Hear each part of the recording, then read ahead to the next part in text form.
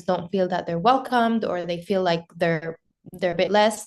So in my studio, I decided to start a mentorship program where it focuses on empowering young architects and female designers.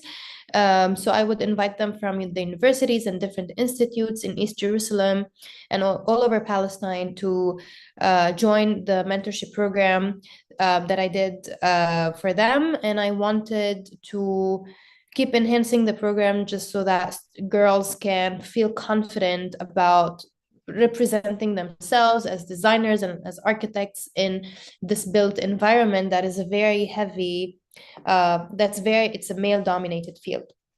So I will just talk briefly about empowering young female architects and designers in this male-dominated field, and not necessarily just in Jerusalem, but in the world, and what are ways that we can do as a community and also as individuals to help push women to succeed in this field. Empowering the younger generations of female architects is a vital role in any community. Doing so allows women to be innovative from a really young age, which will help in establishing a more diverse and versatile approach in the field itself, especially in this male-dominated field, which is the architecture and construction. The Middle East, in also East Jerusalem and a lot of the countries, face some sort of a challenge when it comes to the role of a woman in such a so-called tough field. Construction as a field is not only about physical strength, as a lot of people like to call it.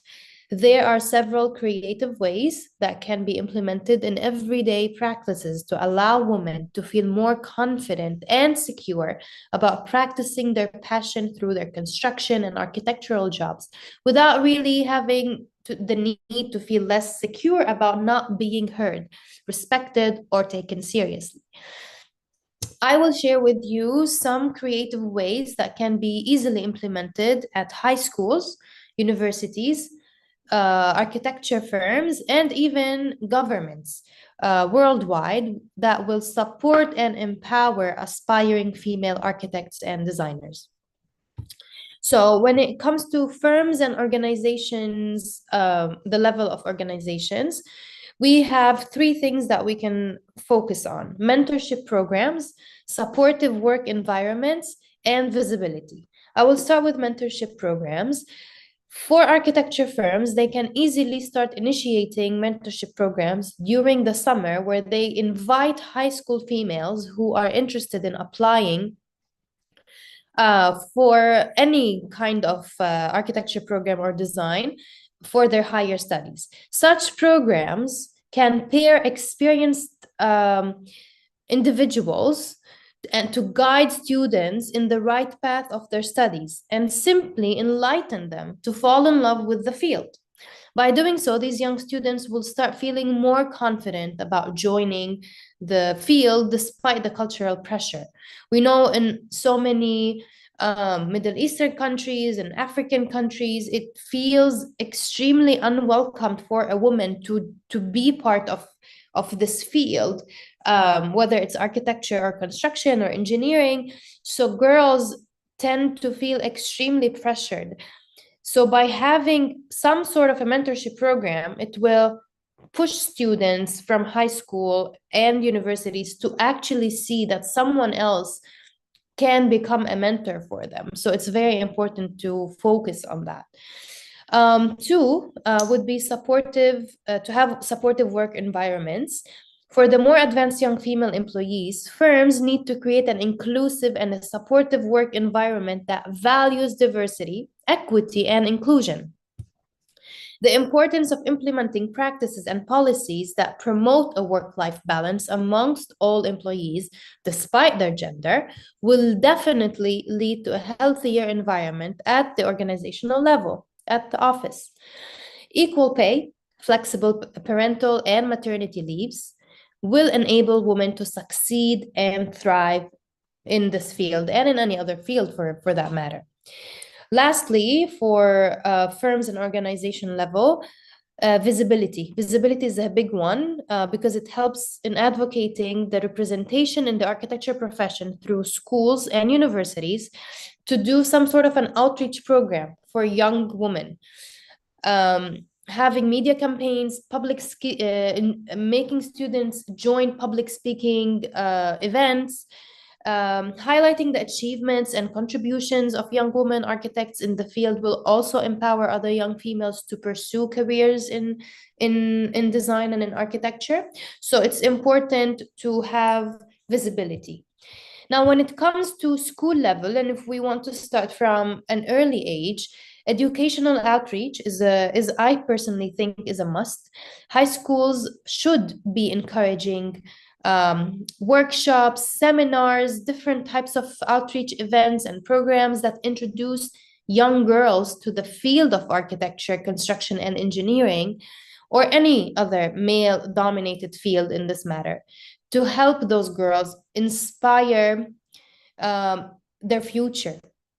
So it's I think having something like have those kids start from an early age is really powerful because it starts building those skills inside of them, and it excites them to keep pushing to take this further. It will definitely spark interest and passion for the profession. On a university level, I would say as a university lecturer, I've been pushing my students to join a lot of networking events. Networking opportunities there's so many networking opportunities around the different universities and doing collaborations. So it's important for universities to start offering more networking events and platforms where young women, student architects or designers or engineers can easily connect with industry professionals. Networking in this industry will help students to start building a strong portfolio, which is very important for architects. It also introduces them to some leadership skills where they can build self-confidence, especially when it comes to physically being on construction sites as women and interacting with builders that most of the time are men, and contractors and engineers and real estate agents. These people who are all involved on the site are 99% are males. So it's really important to have this opportunity for students offered by the university to do networking events and to join other architects and other female architects in going to sites, to construction sites with them. And finally, I would really want to encourage governments and municipalities to provide scholarships and grants and find any kind of financial assistance or financial programs to be available to students who want to pursue degrees in architecture and related fields. Providing financial support can provide new opportunities to female students who come from difficult backgrounds. This really helps them to achieve their desires in the areas that they strive for. So getting all this support will slowly start making a difference in the field. It's really important as a community to tackle a lot of these points that I mentioned. By taking a serious approach as a community to start implementing such strategies and initiatives, we can empower the younger generations of female architects to realize their full potential, overcome barriers, and contribute their unique perspectives and talents to the field of architecture, construction, and interior design.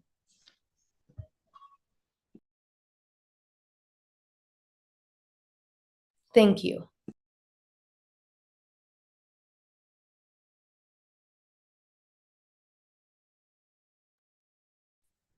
Thank you so much, Georgina, for this insightful keynote. If there's anything you'd like to add to that from a teaching perspective. I feel like because I I'm already doing this on personally in my studio, the mentorship program, and also talking to the universities and pushing my students to take action. It's been really important for me to never stop, actually, and it has been very successful, especially the girls I worked with in Jerusalem, to see where that amazing shift that happened in their studies and in their early careers, because now they're trained to have full confidence to be on construction sites, to tackle issues that are considered not really for women from a young age. So I feel like building confidence is definitely number one, especially for the younger. It's easier when they're young, because you can implement this, try to shift their minds and make them really believe that this is something they can do, despite whatever the culture or society or religion tells you. So it's very important to keep pushing for that as a community. And personally, I keep doing my job as a mentor in my studio and as a lecturer at the university to always keep pushing for this. Thank you. Thank you so much for that. With that, we come to the end of this session. Stay tuned for more. Thank you.